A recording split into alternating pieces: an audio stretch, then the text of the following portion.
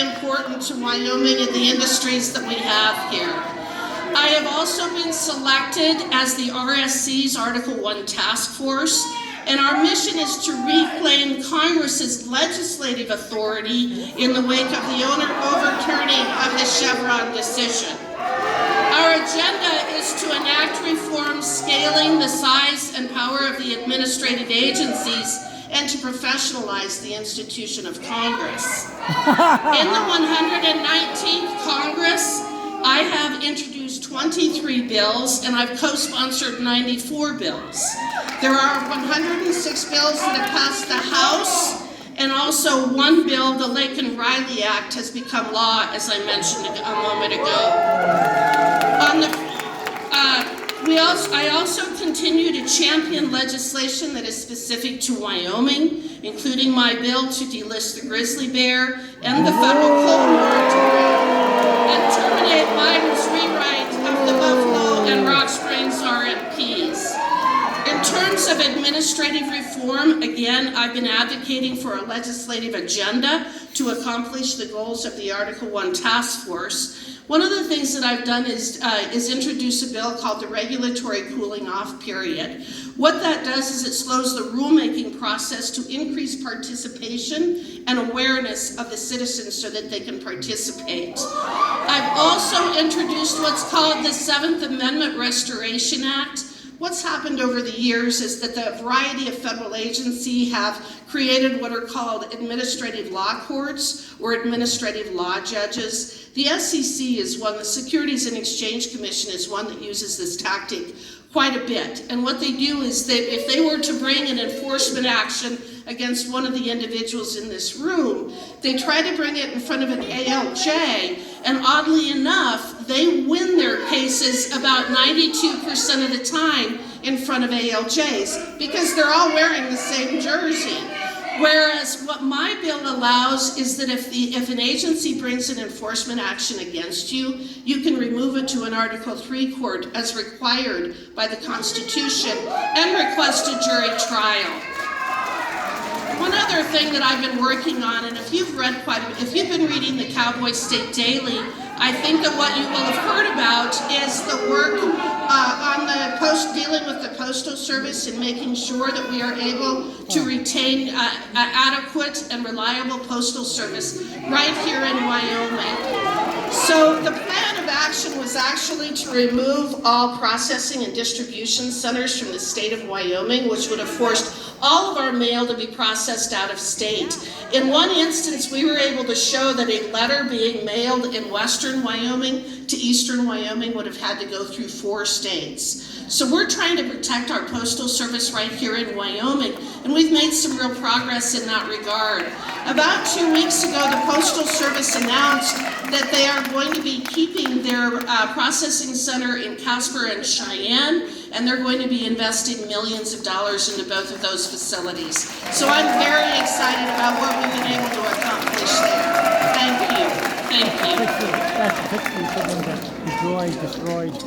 A couple of other things that I've been working on. As you know, the BLM has been working on both the Rock Springs RMP and the Buffalo RMP. Both of those are very destructive to the future of Wyoming in terms of providing access for recreation, oil and gas, mineral development, and those kinds of things. So we have been working to introduce bills so that legislatively we can modify both of those. What I was very pleased about is recently the Secretary of Interior has withdrawn both of those RMPs, and will hopefully be making some very important changes to them. In terms of our casework, what I do back in Congress is one thing in terms of the legislative process that we follow, introducing bills, the committee work that I've been involved with, working with other legislators, writing letters, doing oversight of the agencies and that sort of thing. But another very important aspect of what we do is our casework. And that's done primarily right here in Wyoming. So far, since I've been in Congress a little over 2 years, we have opened 3,200 cases. We have resolved 3,032 cases. So I'm very pleased at the number that we've been able to resolve. And so far, we have been able to return 2 individuals in Wyoming, not agencies, not governments, but we have been able to return money to constituents, citizens right here in Wyoming, $5,454,559. Those are cases involving the VA, the IRS, the Social Security Administration, ATF, that sort of thing. So I'm very pleased that we have been able to put money back in the pockets of individuals right here, money that was wrongfully being withheld by a variety of federal agencies. So that's a brief summary of some of the work that we've been doing. As I said earlier, I'm sure happy to take some questions. We've got some questions here in the audience. I believe right over here in the blue shirt. Yes. I don't know if you can see me very well back in the shadows here, but I served with you in Congress from the state of Colorado. I'm moving to Wyoming because I have family here, and I'm really looking forward to making Wyoming my new home. But I want to tell the people here, because I served with you for the last 2 years before I retired, that you have an amazing reputation in Congress. Thank you, Doug. Thank you, Doug.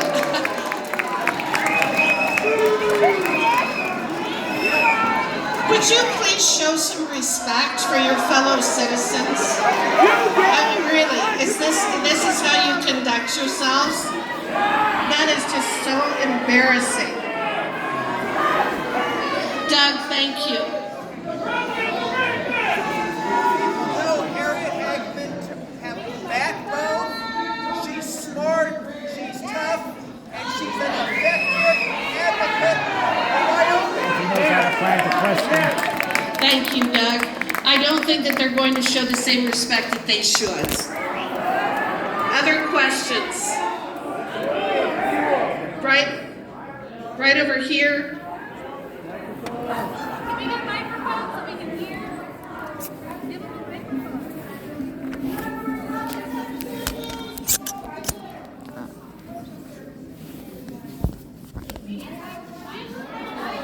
Microphone. Microphone.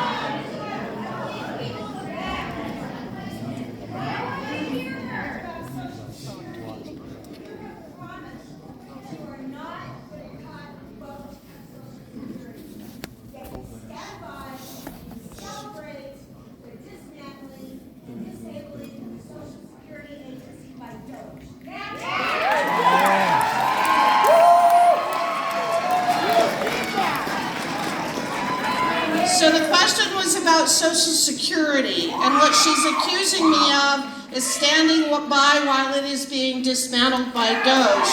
That is absolutely 100% untrue. Absolutely 100% untrue. DOGE is not dismantling Social Security.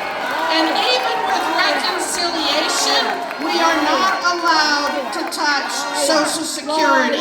So I would request that you actually watch at some accurate TV and read valid news, because that is untrue. In terms of Social Security, President Trump has repeatedly stated that he is not cutting Social Security. It is not in reconciliation. It is not part of the CR. It is not part of the budget resolution. That is untrue. Right over here. I'd like to thank you very much for showing up. I think it's very important that our elected members of Congress are here and they show for their people. I have a lot of concerns. Since January 23rd, I've been scared. I have worked in government. In fact, let me take a step back. I was selected by the Department of Defense to do my PhD at Uniformed Services University. I received a Dean's Fellowship. After that, I was a Science and Technology Policy Fellow. I worked in the question. I work for the federal government. I am very concerned. Every single day, we get unsigned emails from supposedly OPM. Question. I want to ask you, when you go to work, are you scared? Are you getting those emails? Do you know what Doge is doing? Yes, I know what Doge is doing, and no, I'm not scared. Next question. Right here.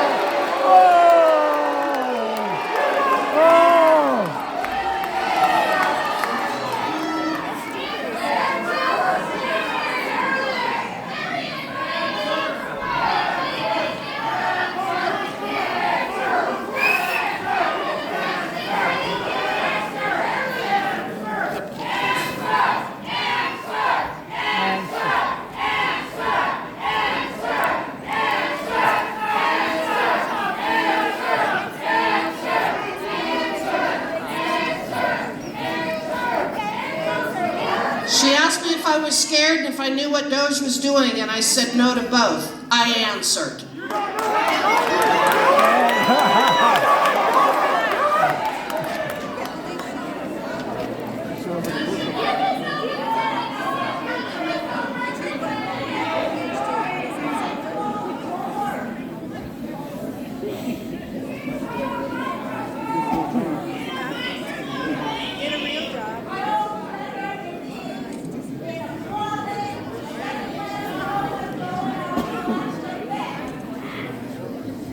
They want her to answer a statement, making statements and not asking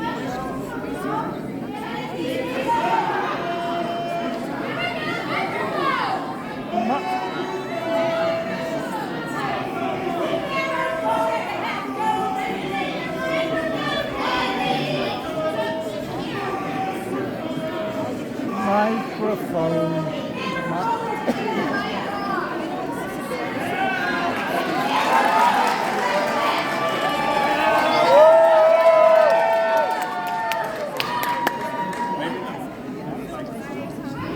I think they're intentionally not giving out microphones. I'm afraid.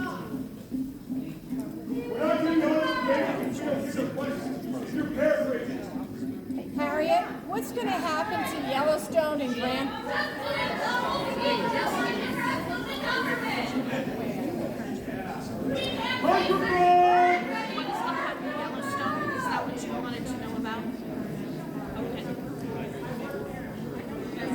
I was just asked what was going to happen to Grand Teton and Yellowstone National Parks. And just so that you know, we've already checked with the Department of Interior, which is, those parks are within the DOI. They are already in the process of hiring 5,000 seasonal employees.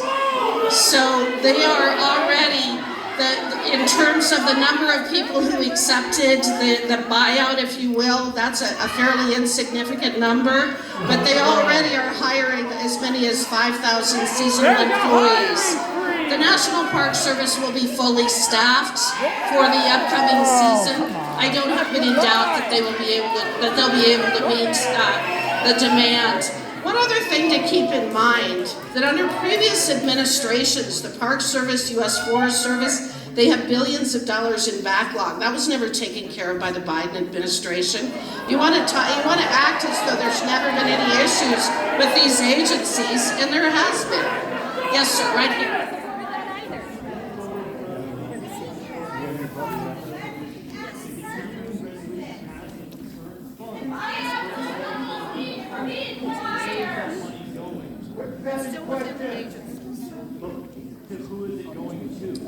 The question was about the continuing resolution, and he's asked about where is the money for all of the individuals that have been fired. It still remains in those agencies. What happens with Congress is we appropriate money for the specific agencies. Here's the only thing that Doge has done, which is it's so bizarre to me how obsessed you are with federal government. But here's the thing.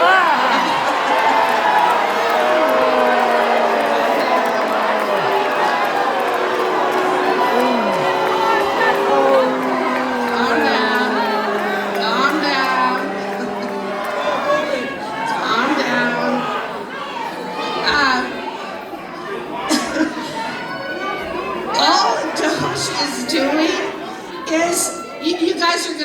heart attack if you don't calm down. I'm sorry. Your hysteria is just really over the top.